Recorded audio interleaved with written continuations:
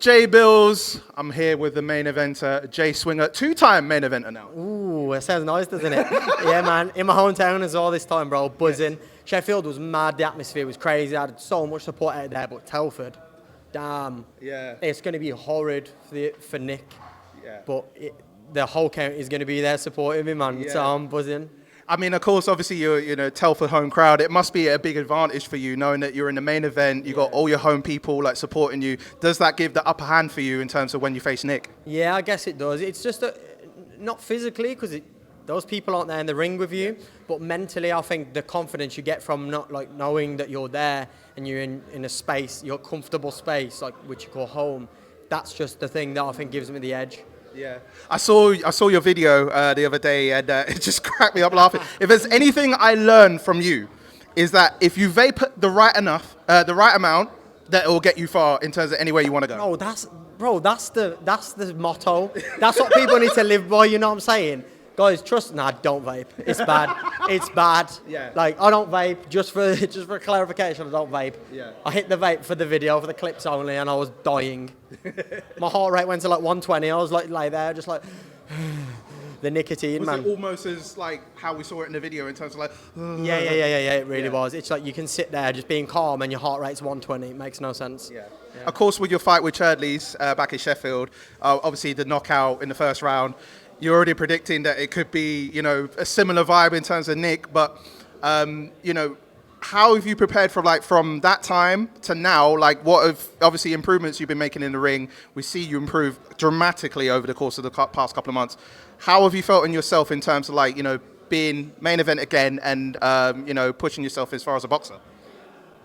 Well, first of all, man, being main event is I think that's a huge confidence boost. Sure. And going into camp and knowing you're preparing with kind of that pressure on, like all those eyes are going to be like, oh shit, he's the main event. He should perform the best, essentially. Yeah. So you've got the likes of people like Dean Gray on the card, like incredible boxers. So the pressure is on me in terms of I want to live up to an expectation. Like people want the main event to be fireworks, they want to see some IQ, some skill. So that's in camp where I've just been really grafting to try and make sure that I'll put on a really good show for people. Yeah. Two more things, because it just came to mind. Not to look past Nick, but I was speaking with Kenny last week, and because it's been teased for months, like you and Kenny in a fight. Is that something that you want to push towards? Is that something that we're looking at in the future? Obviously, we're focusing on Nick this weekend, but is Kenny and you a potential fight? Yeah, 100%, man. It makes sense, doesn't it? People want to see it, 100%. He's just really heavy for me, and so there'd be a way. Hopefully, there could be some catch weight though. I'm down. I'm not using that as an excuse at all because I love a challenge. You know what I'm saying? And for me, this is the last time I want to be able to walk through an opponent. Do you know what I'm saying? Yeah. So I really do want a solid challenge. Yeah. And finally, Tommy Fury and Jake Paul. You must have watched that fight. Yeah. How did you think it went for you? Like, was it the right decision for Tommy getting split decision? Yeah, I think it was the right decision. I saw a tweet and it said it was a pro boxer beats a YouTuber who wants to be a pro boxer.